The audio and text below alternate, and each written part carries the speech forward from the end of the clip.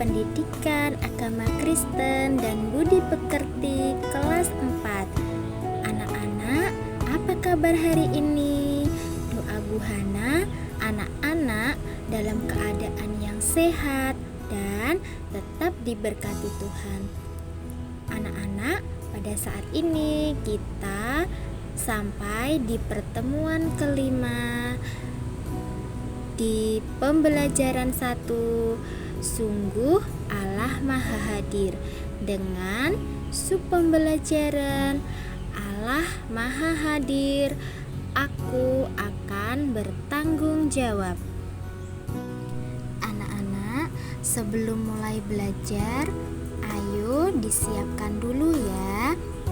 Yang pertama yaitu Alkitab, karena Alkitab menjadi panduan kita dalam belajar. Yang kedua yaitu buku tulis. Dan yang ketiga yaitu alat tulis. Ayo silahkan disiapkan dulu ya. Anak-anak yang dikasihi Tuhan, sebelum pembelajaran, alangkah lebih baik jikalau kita berdoa terlebih dahulu, supaya pembelajaran kita dari awal sampai akhir diberkati Tuhan, dan anak-anak dapat memahami setiap pembelajaran hari ini dengan baik. Ayo anak-anak, silahkan siapkan sikap yang terbaik untuk berdoa kepada Tuhan. Mari kita berdoa. Tuhan Yesus yang baik, hari ini kami akan bersama-sama belajar pendidikan agama Kristen. Kiranya Tuhan Yesus memberkati dan menolong kami dalam belajar hari ini. Terima kasih ya Tuhan. Dalam nama Tuhan Yesus kami berdoa. Haleluya. Amin. Tujuan pembelajaran kita pada hari ini ada 2, yaitu yang pertama, anak-anak mampu memahami kehadiran Allah dan bersyukur atas kehadiran Allah dalam hidup kalian. Yang kedua, anak-anak mampu bertanggung jawab atas tugas yang Allah berikan dalam menjaga dan memelihara ciptaan Allah. Anak-anak, kita akan memulai pembahasan materi kita pada saat hari ini. Anak-anak, Allah itu disebut sebagai Allah Maha Hadir atau omnipresent. Hal itu dapat kita lihat dalam penciptaan alam semesta. Contohnya adalah seperti Allah menciptakan terang, benda-benda langit, tumbuhan, hewan, manusia, dan masih banyak lagi ciptaan yang lain. Anak-anak, kehadiran Allah dapat juga kita lihat dalam berbagai peristiwa kehidupan manusia. Dalam kitab Mazmur pasal 8 ayat 1-10 berisi tentang pujian Daud atas kemahakuasaan Allah yang hadir melalui ciptaannya. Daud juga menegaskan betapa berharganya manusia di hadapan Allah. Manusia dipilih Allah untuk memelihara alam ciptaannya. Namun bukan berarti manusia bertindak semena-mena. Hal ini sudah kalian pelajari di pembelajaran sebelumnya.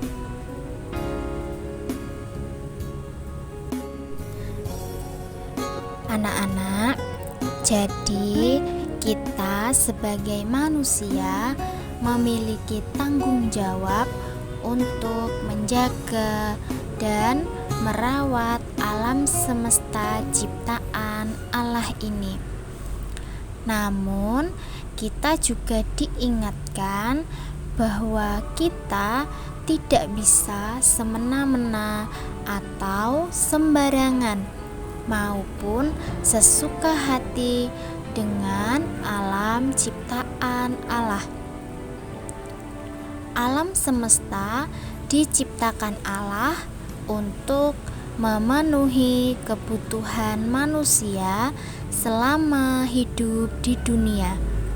Oleh karena itu, kita wajib menjaga dan melestarikannya. Apa saja hal yang dapat kita lakukan untuk menjaga alam ciptaan Allah? Yang pertama yaitu menjaga dan merawat tumbuh-tumbuhan. Yang kedua yaitu menjaga dan merawat hewan. Yang ketiga yaitu menjaga dan merawat lingkungan di sekitar kita. Anak-anak, supaya kalian lebih memahami pembelajaran hari ini, Bu Hana akan menjelaskan satu persatu bagaimana kita bertanggung jawab atas alam ciptaan Tuhan. Yang pertama yaitu menjaga dan merawat tumbuh-tumbuhan. Anak-anak, kalian semua pasti sudah tahu apa itu tumbuh-tumbuhan. Tumbuhan adalah salah satu ciptaan Allah yang memiliki manfaat besar bagi makhluk hidup, yaitu sebagai sumber makanan, sebagai bahan bangunan, obat-obatan, sumber oksigen, dan masih banyak lagi manfaat yang lainnya. Nah, jikalau begitu, bagaimanakah cara kita menjaga tumbuh-tumbuhan? Yang pertama yaitu memanfaatkan tumbuh-tumbuhan sesuai dengan kebutuhan kita. Kita tidak perlu menggunakan tumbuhan yang tidak sesuai dengan kebutuhan kita. Manfaatkanlah tumbuhan sesuai dengan kebutuhan yang saat ini kita perlukan. Kedua yaitu melakukan tebang pilih. Jadi kita hanya menebang tumbuhan atau menebang pohon yang akan digunakan manfaatnya secukupnya saja. Nah, setelah kita menebang untuk kebutuhan kita, maka kita juga harus menanam pohon atau bunga yang telah kita gunakan kembali supaya lingkungan kita tetap lestari dan oksigen yang ada di lingkungan kita tetap tercukupi dengan baik. Yang kedua yaitu menjaga dan merawat hewan. Hewan memiliki manfaat yang banyak bagi manusia. Misalnya saja untuk bahan makanan, obat-obatan, membantu manusia membajak sawah, atau bisa disebut dengan kita memanfaatkan tenaga hewan, dan kulitnya juga dapat kita gunakan untuk kerajinan tangan dan lain-lainnya. Nah, anak-anak, kalian harus bisa membedakan ada hewan yang dapat kita konsumsi, namun ada juga hewan yang tidak dapat kita konsumsi. Hewan yang dapat kita konsumsi sebagai bahan makanan dan obat-obatan. Namun ada juga hewan yang tidak dapat kita konsumsi atau kita harus membunuhnya. Namun ada juga beberapa hewan yang harus kita jaga kelestariannya karena spesiesnya hampir punah. Hewan tersebut salah satunya adalah gajah, harimau Sumatera, badak bercula, komodo, dan masih banyak lagi yang lain. Yang ketiga yaitu menjaga dan merawat lingkungan di sekitar kita. Saat ini Bu Hana akan memberikan contoh yaitu air dan sampah. Anak-anak, pasti kalian sudah tahu apa itu air. Bahkan kalian juga menggunakan air untuk kebutuhan kalian sehari-hari. Anak-anak, yang harus kita ingat yaitu kita perlu menjaga kebersihan air. Cobalah perhatikan gambar air yang dipenuhi dengan sampah. Air yang sudah dipenuhi dengan sampah menjadi keruh dan kotor. Bahkan tidak boleh diminum karena tidak baik untuk kesehatan. Hal itu dikarenakan banyak sumber penyakit yang ada di sana. Bukan hanya itu saja, air yang penuh sampah akan meluap ke atas karena tempatnya tidak akan mencukupi. Nah, kalau sudah meluap, air yang keluar akan bisa menimbulkan banjir di mana-mana. Anak-anak, air yang meluap itu sangat berbahaya. Jadi, kita harus menjaga supaya air tidak penuh dengan sampah dan supaya air yang kita konsumsi untuk kebutuhan kita sehari-hari tidak keruh dan tidak terdapat penyakit. Anak-anak, Tuhan menyediakan air untuk kita supaya kita dapat menggunakannya dengan baik. Tuhan menciptakan air untuk kita jaga dan kita rawat. Air yang bersih banyak sekali kegunaannya. Artinya, dengan air Tuhan memelihara manusia, hewan, dan tumbuh-tumbuhan. Namun, jikalau tidak ada air, manusia, hewan, dan tumbuh-tumbuhan bisa mati. Oleh karena itu, mari anak-anak, kita harus menjaga air di lingkungan sekitar kita. Pergunakanlah air dengan seperlunya saja. Jikalau kita minum air, kita minum dengan sebaik mungkin. Usahakan jangan ada yang sisa atau yang dibuang. Apabila keran air di kamar mandi menyala terus tanpa dipakai, maka segera matikan keran airnya. Anak-anak, kita sebagai manusia perlu menjaga kebersihan lingkungan kita. Jangan sampai membuang sampah di aliran air supaya air tidak kotor atau membuat lingkungan kita menjadi banjir. Nah, dari pembelajaran ini kita bisa melihat bahwa Tuhan begitu luar biasa menciptakan alam kita, termasuk salah satunya yaitu air. Sebagai manusia, kita harus menjaga lingkungan sekitar kita, terlebih lagi menjaga kebersihan air, supaya air juga memberikan manfaat dalam kehidupan manusia. Anak-anak, Kita sudah sampai di akhir pembelajaran kita hari ini. Bu Hana akan memberikan kesimpulan dari keseluruhan pembelajaran kita.